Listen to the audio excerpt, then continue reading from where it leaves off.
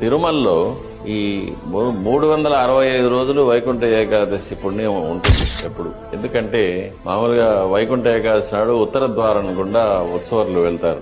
అప్పుడు ఆ ఒక్కరోజు మాత్రం ఆ ఉత్తర ద్వారం తెరిచి ఉంచి అందులో నుంచి ఉత్సవాలు విశేష తిరువాభరణాలతో అలంకారమై వెళ్తే భక్తులందరూ గోవిందనామాలతో వెనక్కి వెళ్తారు. ఆ వైకుంఠ ద్వారం గుండా వెళ్తే వాళ్ళకి వైకుంఠ ప్రాప్తి కలుగుతుంది అనేది వైష్ణవ సాంప్రదాయం. తిరుమలలో ఉత్తర ద్వారం లేదు. సుమారు 11వ శతాబ్దంలో ఆనంద నిలయ విమానాన్ని పెద్దది చేసినప్పుడు క్రింద గోడలు ఆ బరువును తీసుకోవడానికి గోడలను ఫోర్టిఫై చేసినప్పుడు ఇప్పుడున్న వైకుంఠ ప్రదక్షిణ ఏర్పడింది. ఆ వైకుంఠ ప్రదక్షిణాన్నే మనం ఇప్పుడు వైకుంఠ ద్వారంగా మనం వాడుకుంటూ ఉన్నాం అంతే. కానీ అది ఉత్తరముఖం కాదు.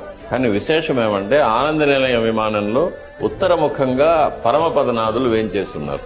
స్వామివారు వైకుంఠంలో ఎలా ఉంటారో పరవ్యూహంలో వేంచేస్తున్నారు. తర్వాత వాయవ్య మూలలో విమాన వెంకటేశ్వర స్వామి ఉన్నారు. ఆయన ఉత్తరముఖంగా ఉంటారు. కాబట్టి స్వామివారిని లోపల మూలవలను దర్శించుకొని ప్రదర్శనంగా వచ్చినప్పుడు ఉత్తరముఖంగా ఉన్న పరమపదనాథుల్ని విమాన వెంకటేశ్వర స్వామిని దర్శించుకుంటే వైకుంఠ ఏకాదశి నాడు స్వామివారిని దర్శించుకున్న ఫలితం కలుగుతుంది అనేది అది 365 రోజులు దర్శనం ఉంటుంది.